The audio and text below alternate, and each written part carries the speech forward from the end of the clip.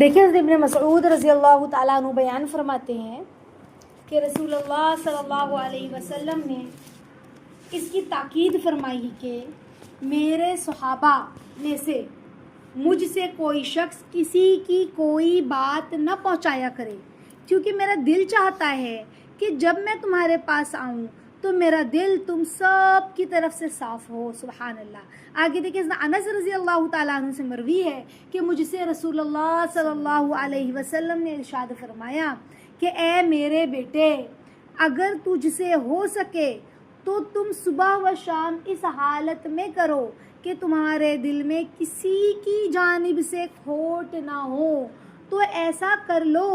پھر اللہ کے نبی صلی اللہ علیہ وسلم نے فرمایا یہ میری سنت ہے، اور جس نے میری سنت کو پسند کیا اس نے مجھ سے محبت کی، اور جس نے مجھ سے محبت کی وہ میرے ساتھ جنت میں ہوگا۔ سبحان اللہ۔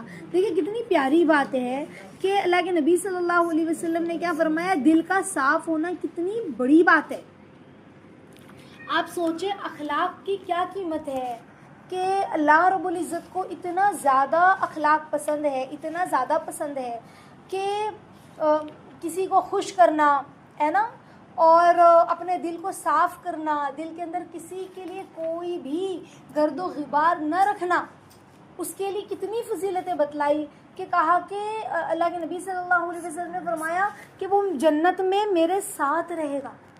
ہم نہیں چاہتے اپنے نبی کے ساتھ رہنا، تو ہم دل کو صاف رکھیں۔ آج ہمارا معاملہ کیا ہے، ہم بجائے اپنے دل کو صاف رکھنے کے ہم لوگوں کے بارے میں پوچھتے ہیں، اس کا کیا ہوا، اس کا کیا ہوا، اس نے کیا کی، وہ کدھر گئی، ہے نا، لوگوں کے معاملات کو معلوم کرنے کی کوشش کرتے ہیں، حالانکہ ہمارا اس سے کوئی لینا دینا ہی نہیں ہے، لیکن ہم پھر بھی پوچھتے ہیں لوگوں کے بارے میں بیٹھ کر۔ سمجھ رہے؟ تو اللہ کے نبی کا کیا طریقہ ہے کہ اگر کوئی، ہم کسی ایسے شخص کی بات ہی نہ کریں جو اگر ہمارے سامنے آ جائے تو ہمارا دل اس کے لیے گندا ہو، یعنی اگر کوئی آ کے ہمیں کچھ کہتا ہے ہم کہ کچھ نہ کہو، ہے نا۔ اللہ کے نبی فرماتے ہیں کہ اللہ صحابہ اگر کوئی کچھ کہنے جاتا تو اللہ کے نبی اسے روک دیتے تھے، اور اللہ کے نبی نے کہا کہ تم بھی اس طرح اس حالت میں صبح شام کرو کہ تمہارا دل کسی کی طرف سے گندا نہ ہو، صاف رہے، تو تم اگر اس طرح کر سکتے تو کرو۔ اور اللہ کے نبی نے کہا یہ میری سنت ہے، تو میں سوچ رہی سنت پر عمل کرنے کے لیے۔ میری بہت گندی عادت ہے، میں لوگوں کے بارے میں بولتی بھی اور سنتی بھی ہوں، تو اب سے میں نا احتیاط کرنے کا سوچ رہی ہوں، تھوڑا اپنے آپ کو بچاؤں نا گناہوں سے۔ ایسے نہیں کہ ایسا غیبت نہیں کرنا، یہ نہیں کرنا، وہ نہیں کرنا، ایسے نہیں سامنے والے کو برا لگے۔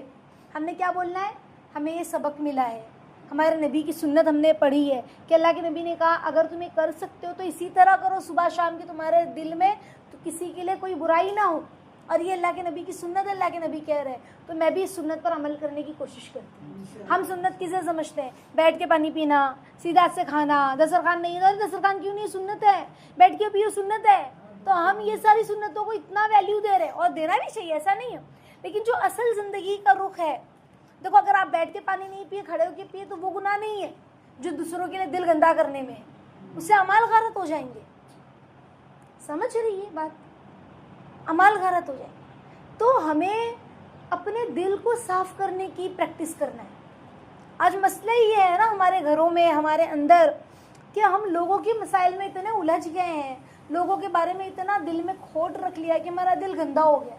اللہ کے نبی کہہ رہے ہیں کہ تم اسے اس حال میں ملو کہ تمہارا دل صاف رہے، اور جو مجھ سے محبت کرے گا نا وہ اپنا دل صاف رکھے۔ اللہ کے نبی کی سنت ہے دل کو صاف رکھنا، جس نے دل کو صاف رکھا سنت سمجھ کر تو روز قیامت اللہ کے نبی سے ملاقات کرے گا۔ کتنی بڑی بات ہے۔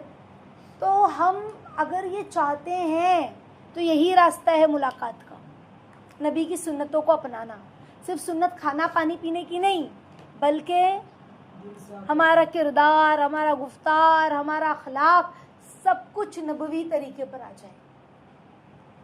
تو یہ جو دل ہے نا، دل کا صاف ہونا، سلامتی صدر اتنا ضروری ہے، کیونکہ اللہ فرما رہی ہے دل میرا حرم ہے، یہ حرام ہے کہ کوئی اس میں داخل ہو۔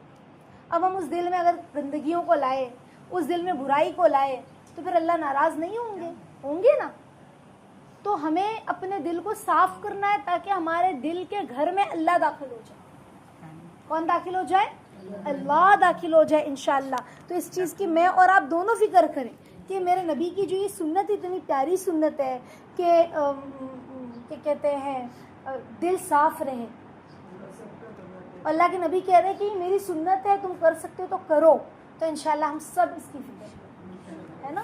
تو کتنا خوبصورت ہوں گے وہ لوگ اور کتنے خوبصورت ہوں گے ان کے قلوب جو اس طرح سے پاکیزہ رہتے ہیں, ہے نا. اللہ تعالی ہم سب کو عمل کرنے کی توفیق عطا فرمائے. آمین یا رب العالمین.